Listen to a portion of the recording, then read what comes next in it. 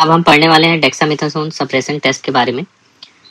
तो dexamethasone suppression test जो रहता है वो कॉर्टिसोल सिक्रीशन के लिए बेसिकली हम टेस्ट करते हैं।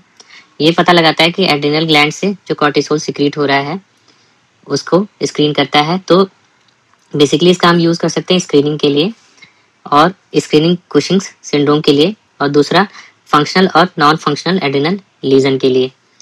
अब सबसे पहले बात करें तो इसका प्रिंसिपल क्या होता है। तो ये एक सिंथेटिक ग्लूकोकॉर्टिकॉइड होता है जो कि ACTH के सिक्रीशन को बंद कर देता है, सप्रेस कर देता है वाया नेगेटिव फीडबैक। तो हम जैसे देख सकते हैं कि नॉर्मली क्या होता है, हाइपोथैलेमस जो रहता है कॉर्टिकोट्रोपिन रिलीजिंग हार्मोन सिक्रीट करता है जो कि पिट्यूटरी एंटीरियर पिट्यूटरी पे जाके एक्ट करता है, और एंटीरियर पिट्यूटरी फिर ACTH सिक्रीट करता है जो कि एड्रिनल ग्लैंड पे जाके एक्ट करता है, और एड्रिनल ग्लैंड फिर कॉर्टिसोल सिक्रीट करता है। फिर ये जो रहता है कॉर्टिसोल वो जाके हाइपोथैलेमस और पिट्यूटरी पे नेगेटिव फीडबैक से इसके सिक्रीशन को रोक देता है। तो इसको बोलते हैं हाइपोथैलेमस पिट्यूटरी एड्रिनल एक्सिस और HPA एक्सिस। तो जब हम डेक्सामेथासोन सप्रेशन टेस्ट करते हैं तो उसमें जो डेक्सामेथासोन होता है वो एक ग्लूकोकॉर्टिकॉइड होता है। तो वो भी अब एक्स्ट्रा जब हम ग्लूकोकॉर्टिकॉइड लेते हैं तो वो भी जाके नेगेटिव फीडबैक से ACTH के सिक्रीशन को रोक देगा और फिर कॉर्टिसोल का प्रोडक्शन कम हो जाएगा। तो अगर कोई नॉर्मल इंडिविजुअल होगा तो ऐसे केस में क्या होगा, नॉर्मल इंडिविजुअल में डेक्सामेथासोन जो रहेगा वो ACTH के प्रोडक्शन को सप्रेस कर देता है जिससे कि कॉर्टिसोल का प्रोडक्शन बंद हो जाता है। लेकिन अगर कोई ऐसा बीमारी है या कोई ऐसी पैथोलॉजी है जिसमें एड्रिनल ग्लैंड को ACTH की जरूरत नहीं है और वो अपने आप ही कॉर्टिसोल प्रोड्यूस कर रहा है, इसको बोलते हैं ऑटोनॉमस। तो अगर कोई ऑटोनॉमस कॉर्टिसोल सिक्रेटिंग लीजन है तो ऐसे केस में होता क्या है कि ये जो फीडबैक लूप है उस पर कोई भी फर्क नहीं पड़ता है, तो कॉर्टिसोल जो रहता है वो बढ़ा हुआ रहेगा। तो इसलिए हम लोग इसका कब यूज कर सकते हैं, सबसे पहला अगर हम बात करें तो हमें पता लगाना है कि कुशिंग सिंड्रोम है कि नहीं है। तो कुशिंग सिंड्रोम में क्या होता है, एड्रिनल बहुत कस के सिक्रीट करता है तो उसे कुशिंग सिंड्रोम बोलते हैं। और कुशिंग डिजीज कब बोलते हैं, जब उसमें पिट्यूटरी में कोई पैथोलॉजी होती है और वो ACTH बहुत ज्यादा बनाता है। तो बेसिकली ये पता लगाता है ऑटोनॉमस कॉर्टिसोल सिक्रीशन का इन केस ऑफ एड्रिनल इंसिडेंटलोमा। तो इससे हम कह सकते हैं कि हम डिफरेंशिएट कर सकते हैं कि ACTH डिपेंडेंट है या ACTH इंडिपेंडेंट कॉज है। फिर अगर हम बात करें कि कितने टाइप के डेक्सामेथासोन सप्रेशन टेस्ट होते हैं, तो टोटल 3 टाइप के होते हैं।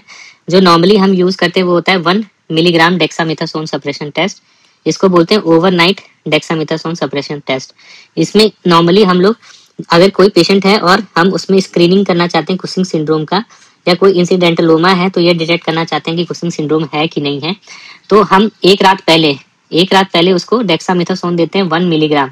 तो जब 1 मिलीग्राम सिर्फ एक डोज देंगे और नेक्स्ट मॉर्निंग जो रहता है 8 बजे के करीब 8 AM इन द मॉर्निंग जो रहता है सीरम का कॉर्टिसोल लेवल चेक करते हैं। तो ये नॉर्मली जो रहता है हम स्क्रीनिंग के लिए करते हैं। फिर जो अगला रहता है कि हमने जो है फिर पेशेंट जो है कंफर्म करना है हमें, तो कंफर्म करने के लिए कि जो ऑटोनॉमस कॉर्टिसोल जो सिक्रीशन है, तो हम लोग फिर एक दिन में 4 बार, एक बार मॉर्निंग में, फिर आफ्टरनून में, फिर इवनिंग में, फिर नाइट में, हर 6-6 घंटे पे टोटल 4 टैबलेट देंगे 2 दिन तक। तो हर एक टैबलेट की डोज होगी 0.5 मिलीग्राम। तो ये हम यूजुअली क्या दे रहे हैं, लो डोज दे रहे हैं। तो लो डोज से क्या होगा कि लो डोज अगर हम 2 दिन देंगे तो इससे ACTH का सिक्रीशन सप्रेस हो जाएगा, और ACTH का सिक्रीशन सप्रेस हो जाएगा तो ये एक तरीके से कंफर्म कर देता है कि ऑटोनॉमस कॉर्टिसोल का प्रोडक्शन है या नहीं है। अगर सिक्रीशन सप्रेस नहीं हुआ तो सिर्फ हमें कंफर्म करना है, इसलिए हम लोग लो डोज दे रहे हैं। तो सिक्रीशन अगर नहीं सप्रेस हुआ तो इसका मतलब क्या है कि उसमें पैथोलॉजी है। तो फिर अब बात करें दूसरा, अब तीसरा जो टेस्ट होता है उसमें हम लोग क्या करते हैं, सेम बट इसमें हाई डोज देते हैं हम लोग 2-2 मिलीग्राम जो रहता है करके टोटल 4 बार देंगे और 2 दिन तक देंगे। तो हमें क्यों जरूरत पड़ गई कि हम इतना सारा दे रहे हैं, क्योंकि कई बार क्या होता है कि हम ये डिसाइड नहीं कर पाते हैं कि जो पैथोलॉजी है वो कुशिंग्स डिजीज की वजह से है या एक्टोपिक ACTH है। क्योंकि अगर पिट्यूटरी जैसे है तो पिट्यूटरी में अगर कोई पैथोलॉजी होगी तो ACTH का प्रोडक्शन बढ़ जाता है। अब उसकी वजह से कॉर्टिसोल का प्रोडक्शन बढ़ जाएगा। बट कई बार क्या होता है, कुछ ऐसे ट्यूमर होते हैं वो जो खुद ही ACTH बनाते हैं। तो ऐसे केस में क्या होता है कि उनको डिफ्रेंशिएट करने के लिए हमें हाई डोज डेक्सामेथासोन सप्रेशन देना पड़ेगा।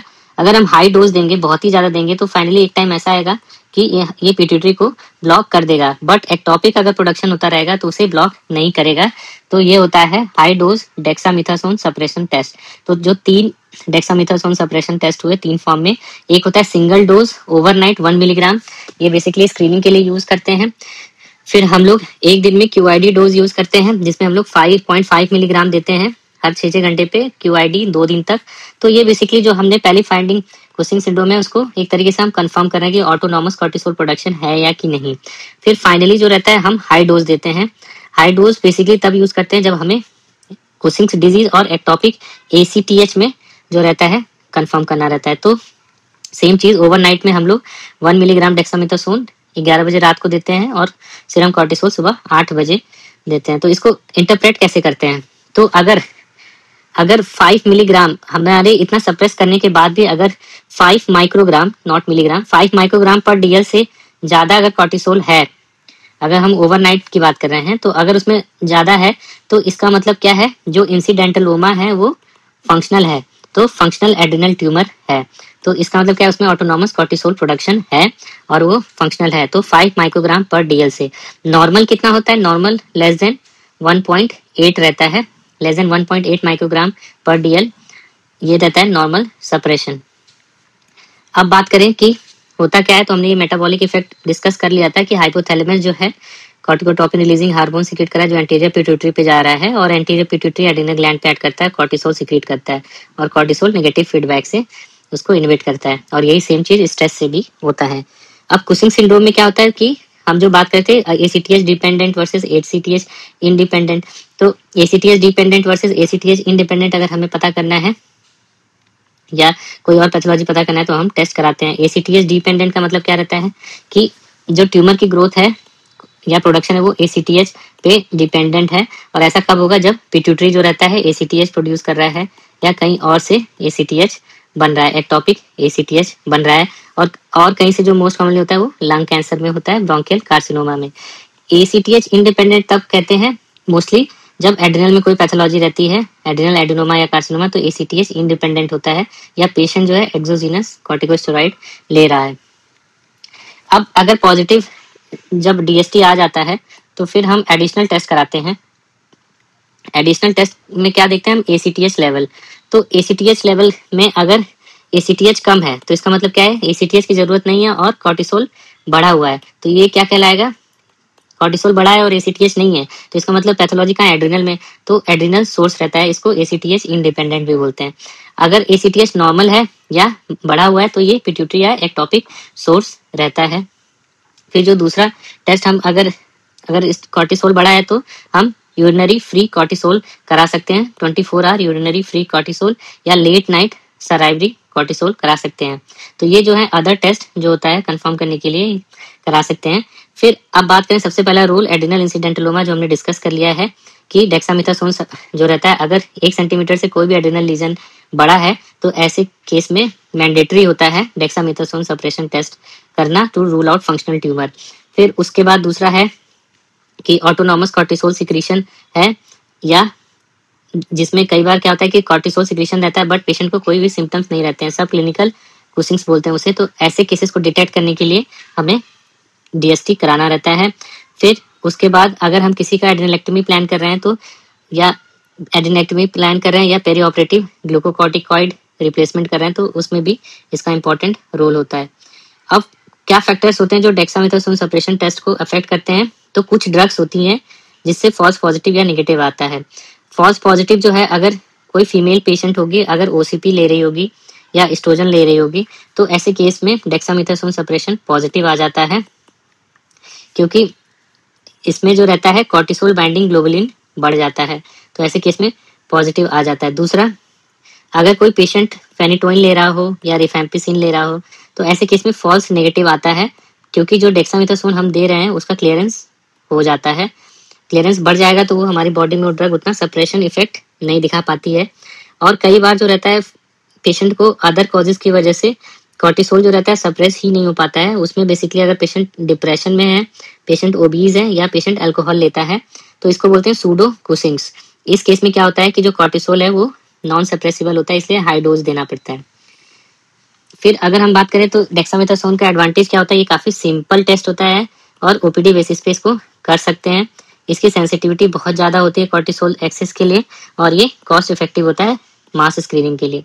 लिमिटेशन क्या होता है कि ये अकेला यूज़ नहीं कर सकते हैं, इसको एक और टेस्ट के साथ यूज़ करना रहता है और मेडिकेशंस और कोमॉर्बिडिटी से इसके रिजल्ट पे बहुत ही फ़र्क पड़ता है और पेशेंट को प्रॉपरली हमें प्रिपेयर करना होता है फॉल्स रिजल्ट आने के लिए। जैसा हमने देखा था फॉल्स रिजल्ट कब आएगा, जब अगर कोई पेशेंट फेनिटोइन ले रहा हो रिफेम्पिसिन तो फॉल्स नेगेटिव आता है, और अगर फीमेल है ओसीपी ले रही है एस्ट्रोजन तो फॉल्स पॉजिटिव आ सकता है। तो जैसे हम एक केस डिस्कस करें कि एक 55 ईयर ओल्ड एक आदमी है हाइपरटेंसिव जिसमें 3.5 सेंटीमीटर का एड्रिनल इंसिडेंटलोमा मिला है, तो हम क्या करेंगे, एड्रिनल इंसिडेंटलोमा मिला है तो हम इसका फंक्शन चेक करेंगे। फंक्शन चेक कराने के लिए मैंडेटरी होता है। तो अब आगे देखते हैं, बायोकेमिकल वर्कअप कराया जिसमें 8 AM का कॉर्टिसोल 6.4 निकला है, तो मोर देन 5 है। आफ्टर ओवरनाइट डीएसटी तो एसीटीएच इज सप्रेस्ड। डायग्नोसिस क्या होगा इसका, तो डायग्नोसिस जो होगा हम बेसिकली अगर बात करें तो ये एक सब क्लिनिकल है, क्योंकि पेशेंट को और कोई ज़्यादा सिम्टम नहीं है, तो सब क्लिनिकल ऑटोनॉमस कॉर्टिसोल सिक्रीशन है। और ऐसे केस में जो मास है वो 3.5 सेंटीमीटर का है तो हमें लैब से एड्रेनल को रिमूव कर देना चाहिए। तो 1 mg में क्या करते हैं, डेक्सामेथासोन रात को लेते हैं ऑलमोस्ट 11 बजे और सुबह 8 बजे हम लोग कॉर्टिसोल का टेस्ट कर लेते हैं। फिर जो लेवल रहता है नॉर्मली 1.8 माइक्रोग्राम पर डीएल से रहता है तो नॉर्मल रहता है, मोर देन 5 माइक्रोग्राम पर डीएल आता है तो टेस्ट पॉजिटिव रहता है। फिर हम लोग जो होता है रात में जो ओरल सलाइवरी क्यों करते हैं, क्योंकि रात में जो रहता है यूजुअली स्टेरॉइड का लेवल रात के समय कम रहता है और मॉर्निंग के समय ज़्यादा रहता है।